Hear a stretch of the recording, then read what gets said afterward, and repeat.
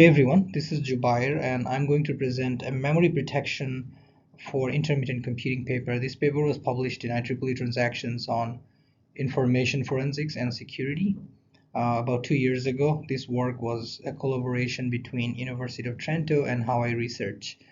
Uh, so to orient you with the problem, you know that batteryless devices which harvest energy from ambient sources face challenges like frequent power failures that erase computational states. And when that happens, it obviously hinders progress.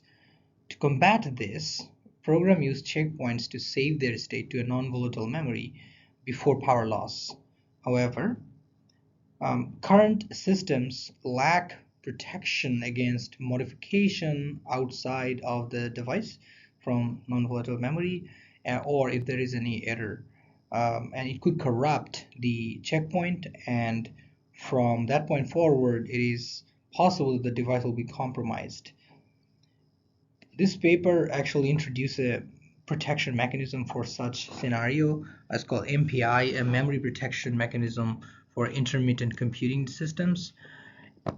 MPI acts as a minimal sort of intermittent compliant hypervisor that securely manages and protects devices' memory.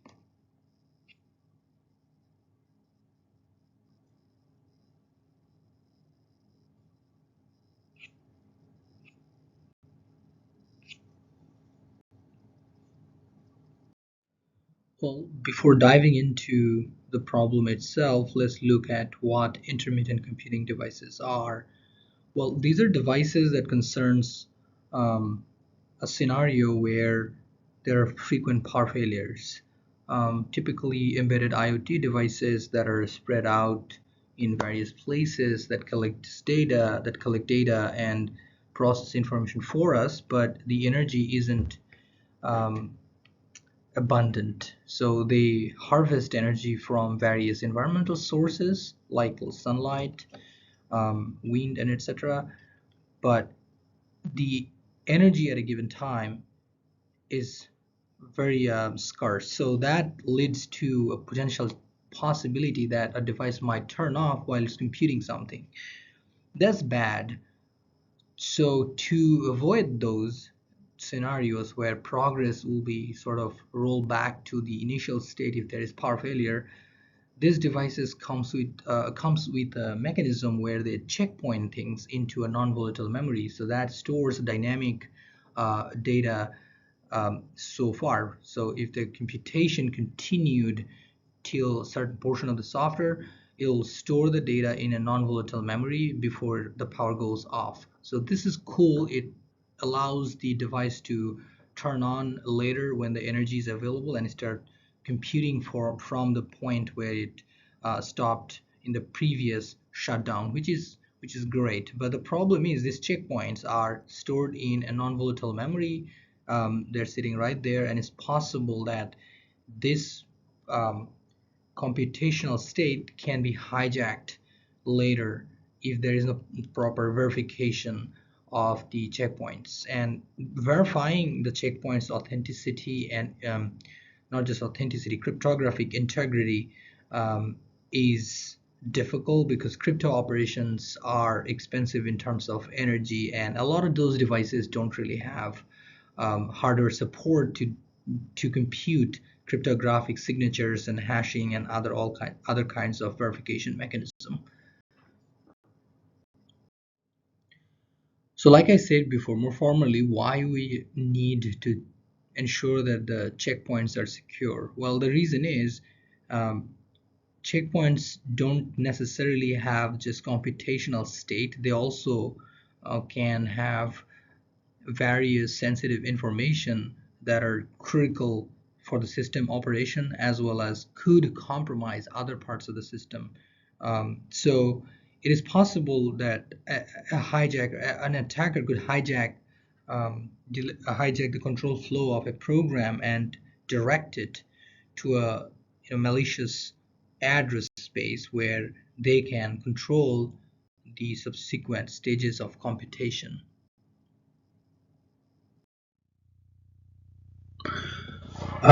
This paper identified three main gaps in the current literature. While the literature studied the security of checkpoints, this paper showed that there are scenarios, there are areas where we can improve. First of all, um, state-of-the-art systems assume that the software executing in intermittent computing devices are benign, and they are not malicious. Even they don't consider the possibility that a software might be unintentionally uh, security vulnerable. So the lack of integrity verification of a particular software running on an intermittent computing device is a problem. And then we have a requirement for cryptographic operation if we want to verify integrity. So those are complicated, complex, energy intensive operations. And then if we want to create isolation, we need memory protection unit, which is a rare um, module in low-end devices. Even if they have it, how to ensure that the memory protection will still be in place when uh, we have a power failure and we reboot this system and start executing from in the middle of, say, a program. In that case, the isolation will still need to be there, but there is no guarantee because they're non-volatile. So we have to find a way to protect this memory protection, memory isolation across power cycle.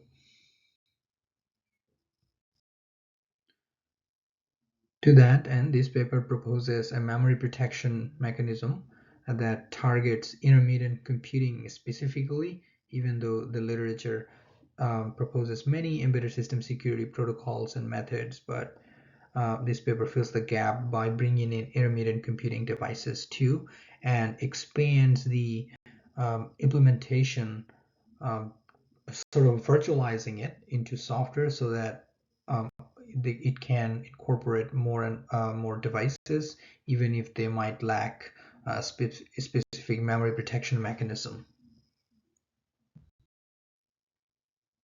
The goal of this paper is to find a defense for software-based adversary where energy is scarce and not a lot of hardware support available, and develop a system so that it targets an entire spectrum of hardware regardless of whether we have hardware security module or not.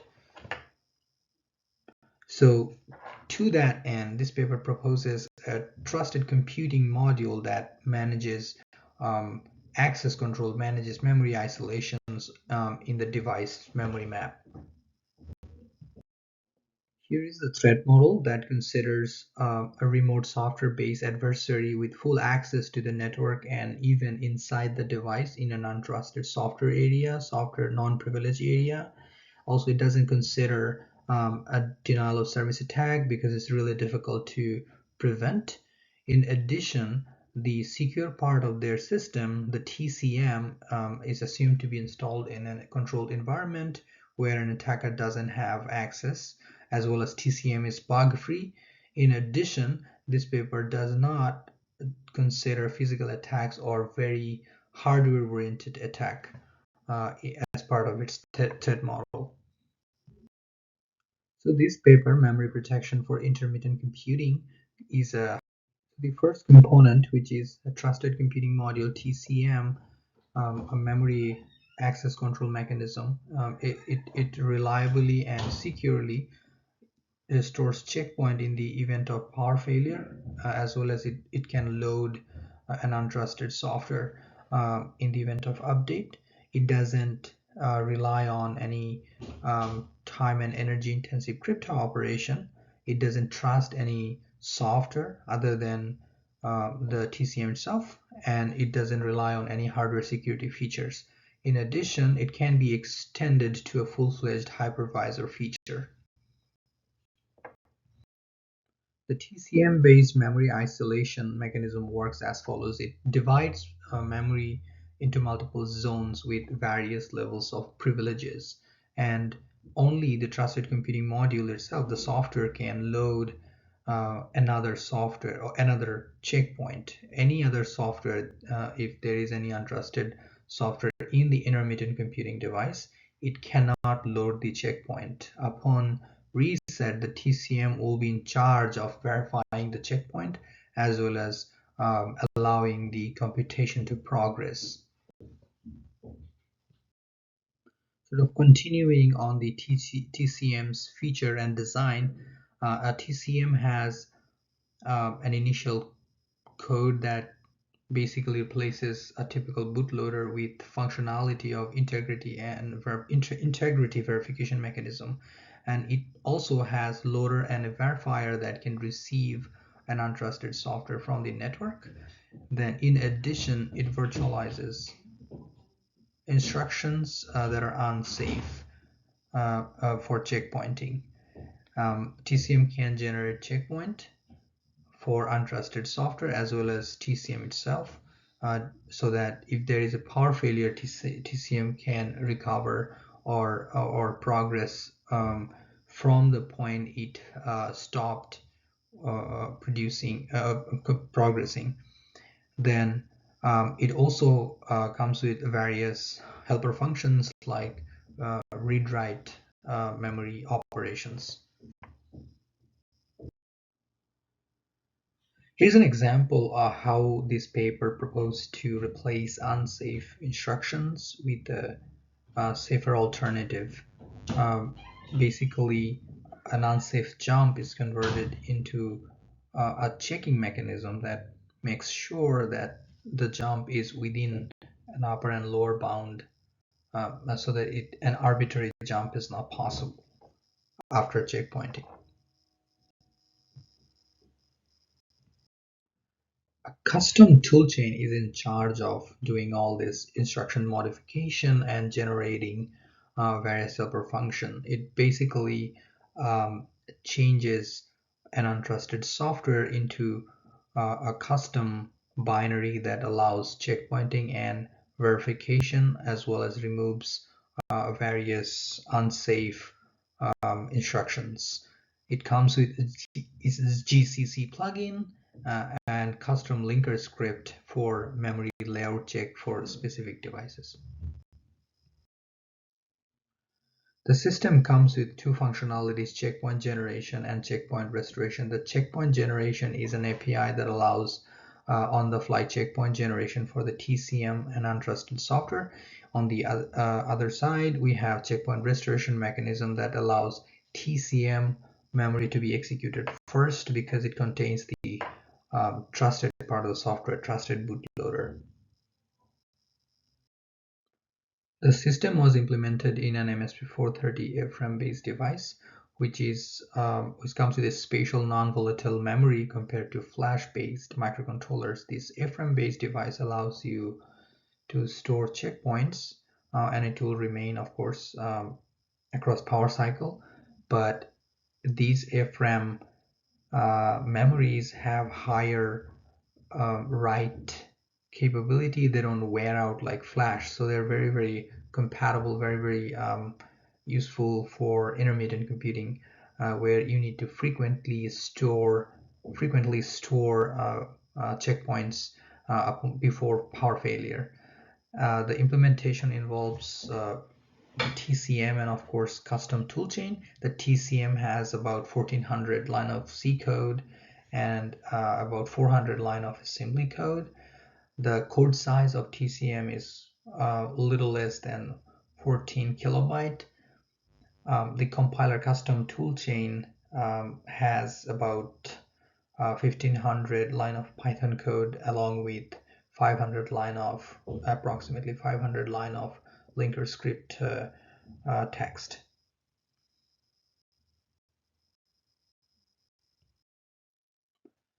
MSP430 instruction set actually allows variable length instructions, which is problematic because it is possible for an adversary to jump, or a malicious software to jump in the middle of instruction to sort of attempt to hijack the control flow. This is very easy to analyze statically if there is an attempt to do that, but runtime checks are very expensive in terms of computational overhead, especially if you don't have hardware support and the device is extremely resource constrained. To handle this scenario where you need to check or jumps at runtime, arbitrary jumps at runtime, this paper implements a special canary to detect whether a jump is valid or invalid. To evaluate the performance of MPI, the authors implemented various software benchmarks such as SenseHash, SenseCrypto, which they run on MSP430 FRAM-based device. This device comes with memory protection unit as well as other crypto support, but for evaluation, this paper actually did not use any of those hardware features. In addition, to trace the energy consumption of this particular evaluation platform, the authors used energy trace tool from Texas Instrument. Okay, now we will discuss what is the overhead in terms of various metrics. For example, what is the runtime overhead of such system? The runtime overhead varies from 2.4% to 81.5%, leading to on average 47.6%, which is substantial, although author claimed that the overall energy consumption of their paper, the MPI, is comparable to state-of-the-art proposed system.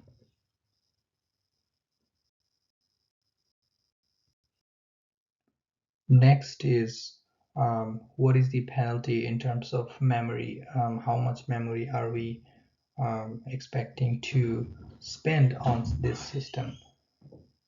We have to understand that we are implementing MPI in resource-constrained devices where the memory is a really scarce resource.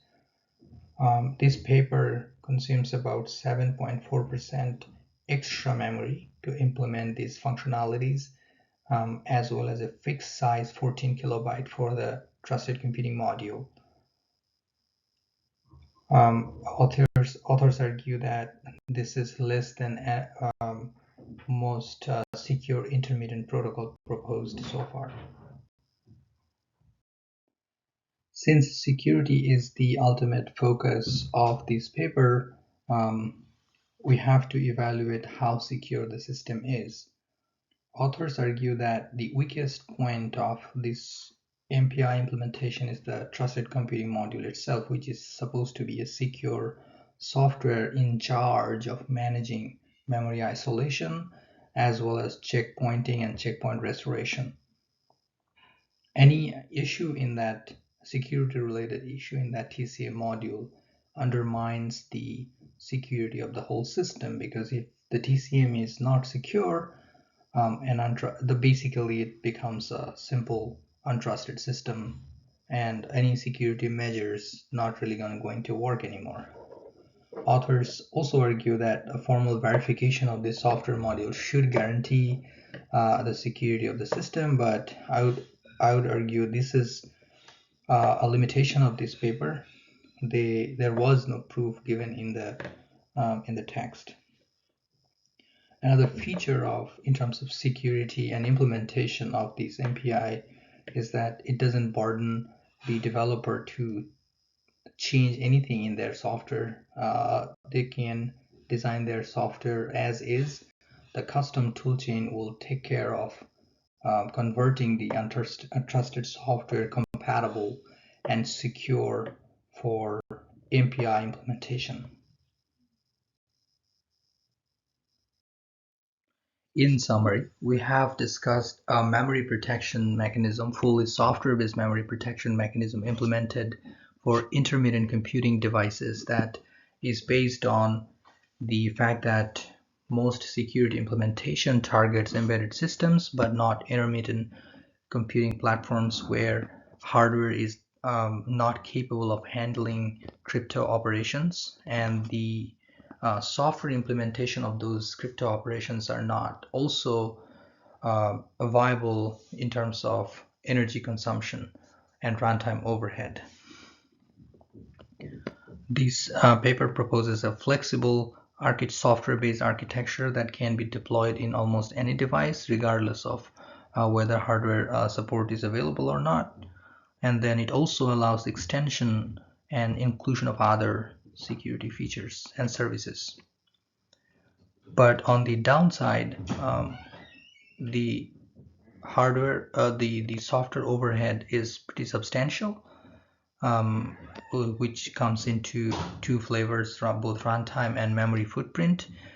In addition, the trusted computing module, which is in charge of overarching management of security protocols, needs proper security vetting, because this is the single point of failure for the whole computing platform to be secure.